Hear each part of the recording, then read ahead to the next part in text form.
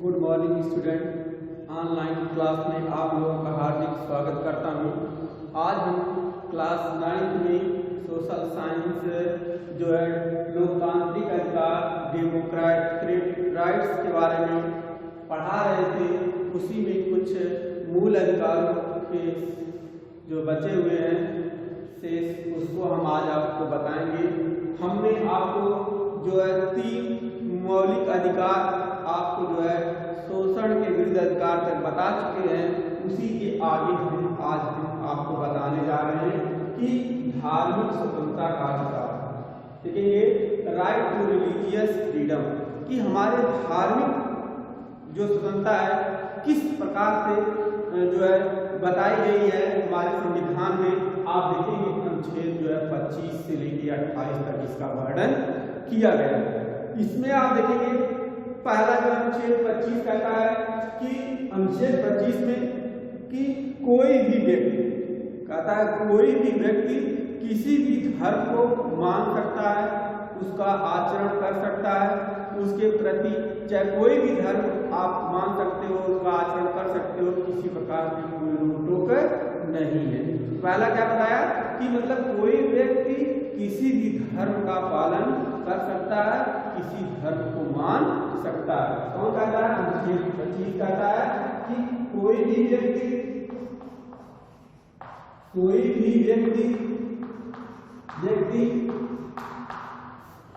किसी धर्म को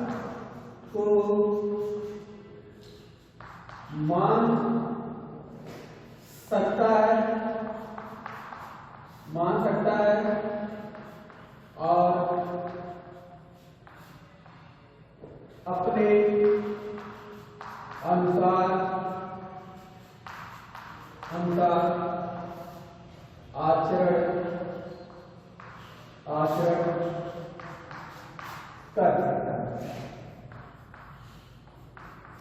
कर सकता है। यानी अनुच्छेद 25 कहा कि कोई भी व्यक्ति किसी धर्म को मान सकता है और अपने अनुसार आचरण कर सकता है, उसका प्रचार प्रसार कर सकता है। किसी के ऊपर किसी प्रकार का दबाव नहीं रहेगा, वह अपनी स्वेच्छा से अनुसार कोई भी धर्म अपना ले, अपना प्रचार प्रसार करे, किसी प्रकार से कोई रोक टोक नहीं होगा। आप देखेंगे धार्मिक कार्यों के लिए स्वतंत्रता और अनुच्छेद आप यहीं देखेंगे जो है कि 26 कहता है धार्मिक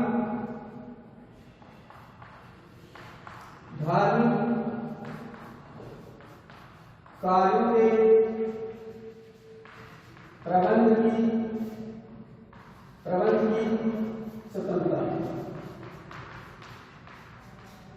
कि इसमें कहा कि धार्मिक कार्यों के प्रबंध की स्वतंत्रता कि मतलब आप कोई भी धार्मिक कार्य कर सकते हैं, आपको प्रबंध कर सकते हैं, आपको पूर्ण रूप से जो है स्वतंत्रता दी गई है। जैसे आप कोई संस्था बनाते हैं, व्यक्ति अपने धर्म के लिए कोई संस्था बना दे और उसका पालन पोषण करे, तो इस तरह से किसी प्रकार से जो उसको रोक टोक नहीं है। मतलब आप धार्मिक प्रबंध संस्था बना करके आप उसका पोषण कर सकते हैं, आप चला सकते हैं, किसी प्रकार से उसका कोई रोक टोक नहीं है। इस तरह से और किसी प्रकार से मतलब या गलत तरीके से धर्म के नाम पर जो है इसमें पैसे वैसे नहीं लेना रहेगा। बस ऐसे कि आप कोई भी धार्मिक बात प्रबंध कर सकते हैं, किसी प्रकार का रोक टोक नहीं है। अब आप देखेंगे इसके बाद जो है अनुच्छेद 27 कहता है 27 में आ गया अनुच्छेद 27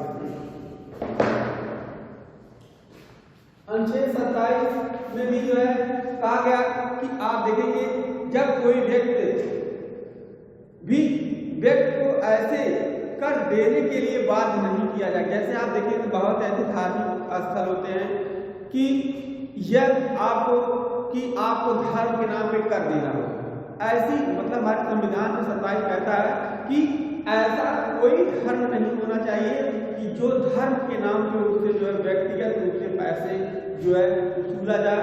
और उसको बाध्य किया जाए कि किसी तरह से आप उसको पैसा जमा करेंगे। हमारे संविधान में ऐसा कुछ नहीं लिखा गया है। यह कहता है कि मतलब व्यक्तिगत रूप से किसी से कोई धार्मिक के नाम पर आप कर नहीं लगाएंगे, उसकी इच्छा होगी वह दे सकता है, लेकिन किसी राज्य को यह बाध्य नहीं किया जाएगा कि वह धर्म के नाम पर कुछ पैसा इकट्ठा करे और उसे किसी विशेष भाषा धार्मिक समुदाय के उन्नति के लिए जो बनाया जाए, किसी भाषा धर्म के नाम पर जो है उन्नति के विकास के लिए उससे पैसे लेने का अधिकार हमारा संविधान नहीं देता है। मतलब 27 कहता है कि राज्य जो है किसी व्यक्ति को धार्मिक कर के लिए जो है बाध्य नहीं करेगा और किसी धार्मिक संस्था में संस्कृत भाषा के आधार पर अनुचित तरीके से उसे किसी प्रकार के धर्म के नाम पर पैसा नहीं लिया जाएगा। अब आप देखेंगे अनुच्छेद 28 कहता है, अनुच्छेद 28 में कहा क्या गया कि इसमें भी कहा गया कि कोई भी व्यक्ति जो है किसी भी शिक्षण संस्था को धार्मिक शिक्षण नहीं दी जाएगी। मतलब यहाँ पे कि कहा गया कि जैसे शिक्षण संस्थान है, किसी संस्था में आप देखेंगे शिक्षण संस्थान खोल करके आप उसे धार्मिक शिक्षा नहीं देंगे। मतलब किसी शिक्षण संस्थान में धार्मिक शिक्षा नहीं दी जाएगी, न ही उसे किसी प्रकार से भाषण में इकट्ठा हो, मतलब सभा में इकट्ठा होने या उसको जबरदस्ती भाषण सुनने के लिए बाध्य किया जाएगा। धार्मिक अनुष्ठानों में किसी को जबरदस्ती भाग लेने से जो है मतलब भाग लेने के लिए जो प्रेरित नहीं किया जाएगा। जिसकी जो मर्जी है अपने धर्म के अनुसार सुन सकता है, नहीं सुने उसके ऊपर है, लेकिन कोई भी संस्था में आप जो धार्मिक शिक्षा नहीं देंगे। यह हमारा अनुच्छेद 28 कहता है कि कोई भी व्यक्ति को भी हम प्रेरित नहीं करेंगे सभा में इकट्ठा होने के लिए, धार्मिक अनुष्ठान में मतलब आने के लिए उसे हम कोई जबरदस्ती नहीं कर सकते हैं। यह हम देखेंगे कि धर्म के नाम पर जो है हमारे संविधान में यह धार्मिक स्वतंत्रता प्रदान की गई है।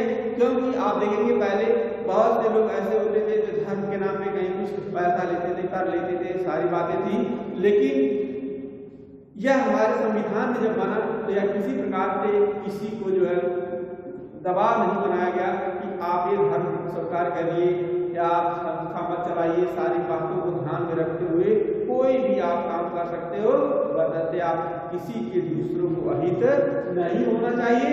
बस अपने आप जो भी विचार रखना चाहते हैं धर्म स्वीकार कर सकते हैं, किसी प्रकार का रोक नहीं है। यह हमारा धार्मिक स्वतंत्रता का अधिकार कहता है। तो इस तरह से आपने चौथा समझ लिया। इसके बाद हम देखेंगे जो पांचवा है संस्कृत एवं शिक्षा संबंधी अधिकार। पांचवा आप देखेंगे संस्कृत एवं शिक्षा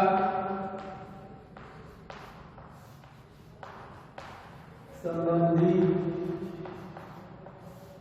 अधिकार।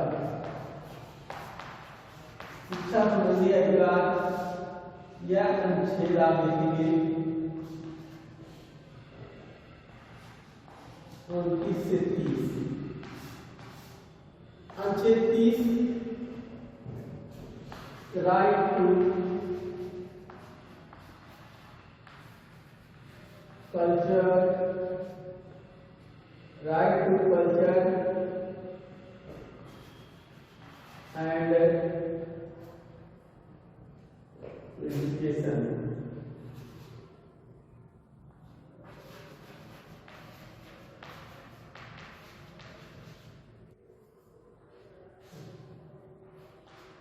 Right to culture and education आप देखेंगे, इसमें आप देखिए अनुच्छेद 29 मतलब संस्कृति एवं शिक्षा संबंधी जो आपको अधिकार जो अपनी सभ्यता है, शिक्षा के जो अधिकार आपको दिए गए हैं उनके बारे में हमें यह अनुच्छेद 29 और 30 कहता है। अनुच्छेद 29 में क्या कहा गया? अनुच्छेद 29 कहता है, अनुच्छेद 29 जो है अल्प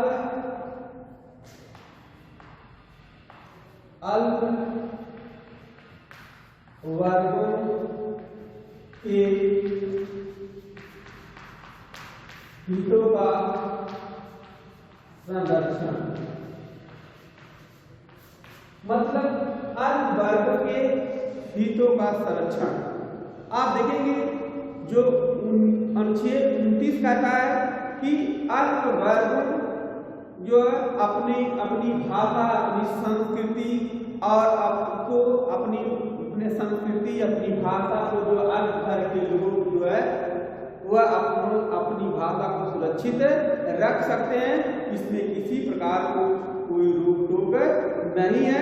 केवल भाषा, जात, धर्म और संस्कृति के आधार पर उसे किसी सरकारी संस्था में प्रवेश से वंचित नहीं किया जाएगा, नहीं रोका जाएगा। मतलब जो अल्प वर्ग के हितों के संरक्षण दिया गया, जो पिछड़े वर्ग के लोग थे, अल्प वर्ग के लोग थे, आप देखेंगे उनको मतलब एक तरह से उनकी भाषा, उनकी संस्कृति, उनकी सभ्यता को उनको पूर्ण रूप से उनको सुरक्षा मतलब प्रदान करने का हक है। वह किसी प्रकार से कोई रोक टोक नहीं रहेगा और उनको संस्कृत, भाषा और शिक्षा के आधार पर किसी प्रकार से सरकारी संस्थाओं में उन्हें रोका नहीं जाएगा। इस तरह से अनुच्छेद 29 हमारे जो अल्प वर्ग के लोगों के हितों को ध्यान में रख कर बनाया गया है कि किसी प्रकार से अपनी भाषा, संस्कृति को आप सुरक्षित रख सकते हो। तो कहीं पर भाषा, संस्कृति के आधार पर किसी भी सरकारी संस्था में आपको रोका नहीं जाएगा। यह हमारा अनुच्छेद 29 कहता है। अब आप देखेंगे अनुच्छेद 30।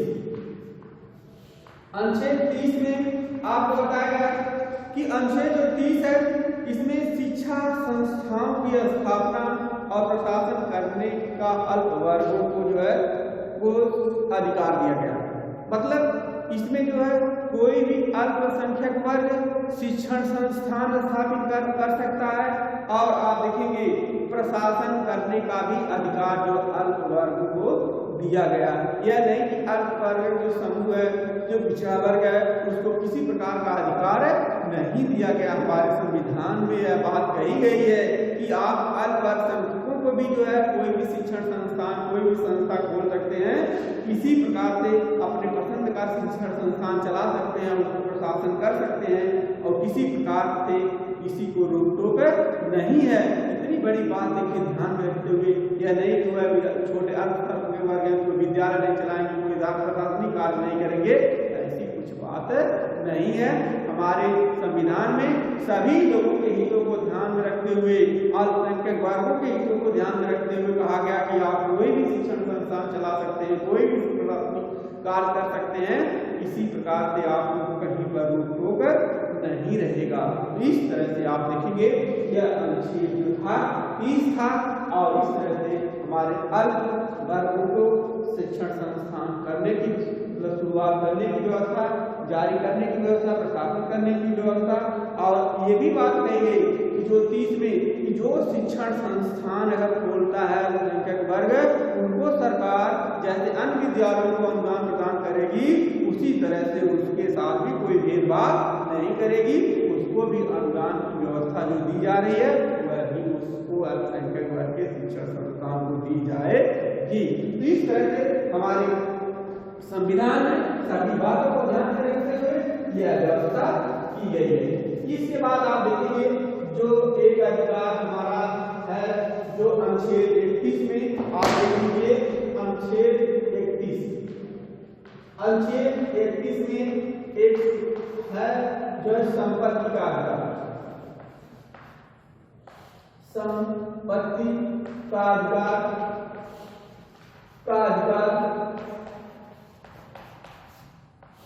देखेंगे प्रॉपर्टी, राइट टू प्रॉपर्टी।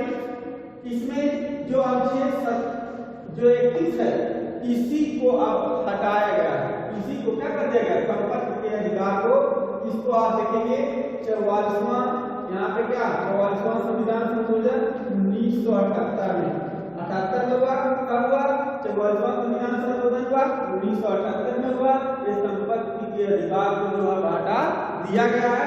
अब इसको जो है 300 का आप देखेंगे 300 का में कानूनी अधिकार के रूप में इसे अब रख दिया गया है।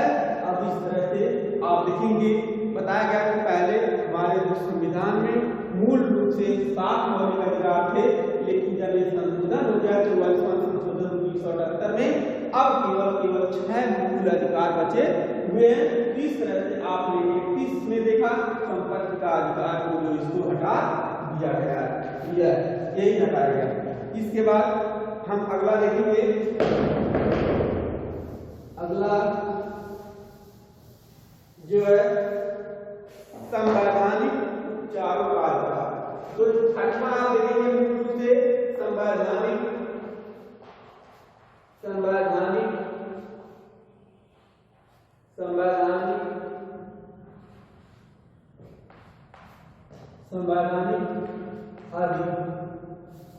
उपचारों का अधिकार, उपचारों का अधिकार।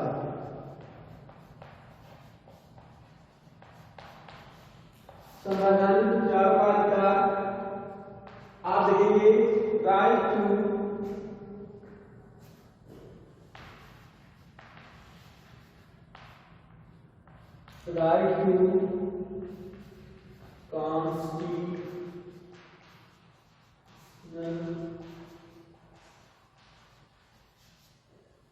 constitutional remedies।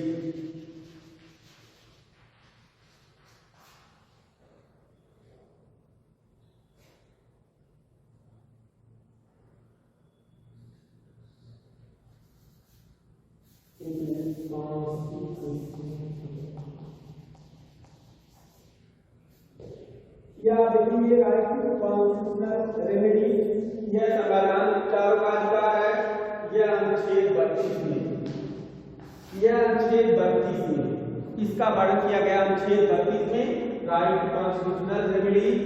तो इसमें संवैधानिक उपचारों के अधिकार को आप देखेंगे कितना महत्वपूर्ण बताया गया। इसमें आप देखेंगे अगर जो है संविधान में इसे डॉक्टर भीमराव अम्बेडकर ने जो है संविधान की आत्मा तक कहा है कि यह जो मौलिक अधिकार है जो है संवैधानिक उपचारों का अधिकार, इसे जो है संविधान की आत्मा कहा गया है। क्या कहा गया? संविधान की आत्मा कहा गया है, क्योंकि आप देखेंगे इसी में जो सभी लोगों के अधिकारों को सुरक्षा प्रदान की गई है। इसमें सभी अधिकार जो है लोगों को समुचित रूप से सारी व्यवस्था की गई है। तो इस तरह से आप देखेंगे यह जो इसमें अधिकार है, इसमें 5 प्रकार से न्यायालय में रीटें जारी करने के आदेश दिए गए हैं। उन्हीं 5 रीटों को जो व्यक्ति के लिए बहुत इंपॉर्टेंट होते हैं, जो उनके अधिकारों को सुरक्षा प्रदान करते हैं।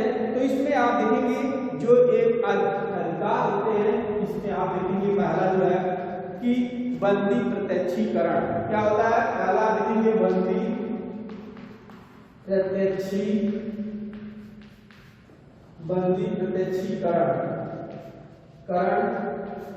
इसको कहते हैं हैबियस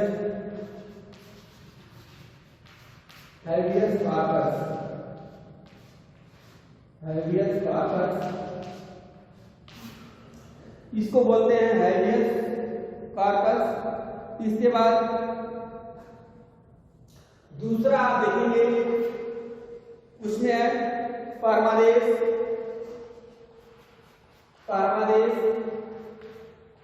इसको कहते हैं मंडमस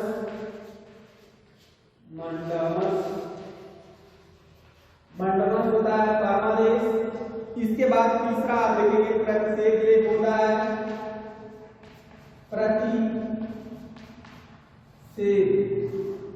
लेख होता है, इसको कहते हैं प्रोविजन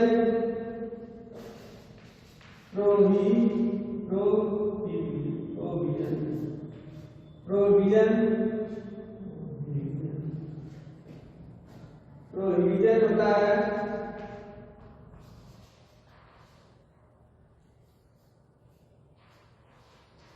प्रोविजन, इसके बाद प्रोविजन,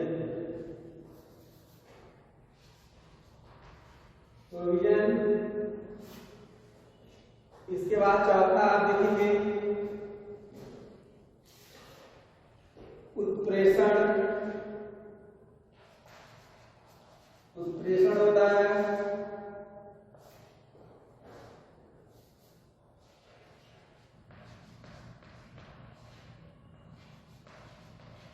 सर्क्युलर होता है। इसके बाद पांचवा आप देखेंगे अधिकार परीक्षा होता है।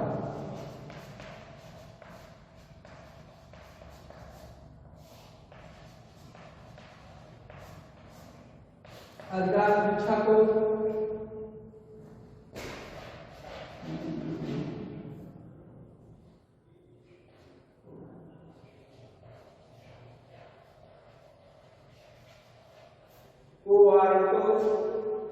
इस तरह से आपने देखा कि जो संवैधानिक उपचारों के अधिकार है इसमें 5 प्रकार की रीटें जो है जारी की जाती है। कितने प्रकार के? 5 प्रकार की रीटें जो है जारी की जाती है। नंबर 1 आप देखेंगे बंदी प्रत्यक्षीकरण, हैबियस कॉर्पस होता है। दूसरा होता है परमादेश, जो मंडल बोलते हैं। तीसरा जो प्रत्येक होता है, प्रोविजन होता है। चौथा आप देखेंगे उत्प्रेषण होता है, सर्कुलर होता है। इसमें अधिकार परीक्षा को वारंट मतलब 21 अधिकार थे। तो इस तरह से आपको ये बताया गया कि यह 5 प्रकार की रीटें होती हैं। जैसे आप पहला देखिए बंदी प्रत्यक्षीकरण क्या होता है कि जैसे अगर मान लीजिए किसी व्यक्ति को कोई पकड़ ले गया, पुलिस पकड़ ले जाती है, तो उसको ये अधिकार होता है कि उसे किस कारणों से वह पुलिस उसको ले गई है पकड़ के, तो वह व्यक्ति जो अगर लगता है कि वह हमें गलत तरीके से पुलिस पकड़ के ले जा रही है या गलत तरीके से हमको परेशान किया जा रहा है, तो वह यह केस जो है व्यक्ति को संरक्षण प्रदान करता है कि वह जा करके न्यायालय के समक्ष अपनी बात को रख सकता है और बंदी बनाए गए व्यक्ति जो होते हैं उसको निश्चित समय और निश्चित समय के अंदर ही उपस्थित करना पड़ता है। जैसे कोई व्यक्ति को बंदी बना लिया गया हो तो वह न्यायालय के सामने उसे 24 घंटे के अंदर उसे पेश करना होता है।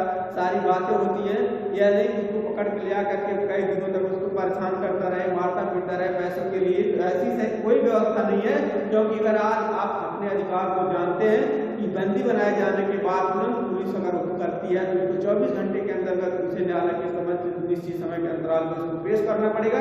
इन सारी बातों को जब आप जानते रहेंगे, अपने अधिकार को अनुच्छेद 32 कहता है, तो इन सभी अधिकार को आपके पास है तो आपको किसी प्रकार का डर नहीं रहेगा, आपके साथ उचित कार्रवाई की जाएगी। तो यह बंदी प्रत्यक्षीकरण कहता है कि आज आप अगर तरीके से कोई बंदी बनाया गया है तो न्यायालय में जा सकता है। परमादेश आप देखिए कि परमादेश का मतलब होता है जैसे इसमें कहा गया कि यह लेख उस समय जारी किया जाता है जब आप देखते हैं कोई व्यक्ति अपने पदाधिकारी अपने कार्य को करते हुए जो है भूल जाता है कि अपने कार्य को निर्वाह नहीं करता है। मतलब जब यह लेख जारी होता है परमादेश का कि जब कोई व्यक्ति मान लीजिए काम पे लगाया गया, वह अपने कार्यों को सार्वजनिक रूप से नहीं कर रहा है, वह चुपचाप पड़ा हुआ है, जो उससे कोई मतलब नहीं लग रहा है, तब वह यह आदेश जारी किया जाता है उस व्यक्ति के लिए कि यह अपने आप अपने अधिकारों को समझ जाइए, नहीं तो आपका जो है यह पद छुटकारा हो सकता है। इस कारण से यह उसको आदेश दिया जाता है कि अपने कार्यों के प्रति आप सजग हो जाइए।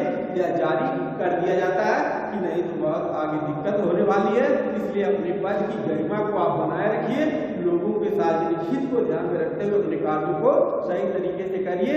अगर अपने कार्यों को सही तरीके से नहीं करते हैं तो आपको इस पद से हटा दिया जाएगा। इसलिए यह हमारा परमादेश कहता है, लोगों को जागरूक करता है। इसके बाद आप देखेंगे तीसरा जो है प्रतिषेध लेख होता है। प्रोविजन क्या होता है? इसमें आप देखेंगे यह आज्ञा पत्र सर्वोच्च न्यायालय द्वारा उच्च न्यायालय द्वारा निम्न न्यायालयों को न्यायीकरण करते हुए जारी करता है कि यह कार्रवाई न करे जो उसके अधिकार क्षेत्र से बाहर। कैसे? आप देखिए कुछ मामले ऐसे होते हैं जो उच्च न्यायालय, सर्वोच्च न्यायालय, उच्च न्यायालय को अधीनस्थ न्यायालय में आप देखता है कि कोई ऐसी कार्रवाई होती है कि जो उसके अधिकार क्षेत्र से बाहर होते हैं वह काम करने लगते हैं न्यायालय। तो यह कहता है उच्च न्यायालय, सर्वोच्च न्यायालय कि यह अपने अधिकार क्षेत्र से जो मैटर आपका नहीं है उसको आप किसी प्रकार से कार्रवाई नहीं करेंगे, बस इसको आप हमारे लिए छोड़ेंगे ताकि उसको सही तरीके से न्याय मिल सके। फिर आप देखेंगे उत्प्रेषण क्या होता है।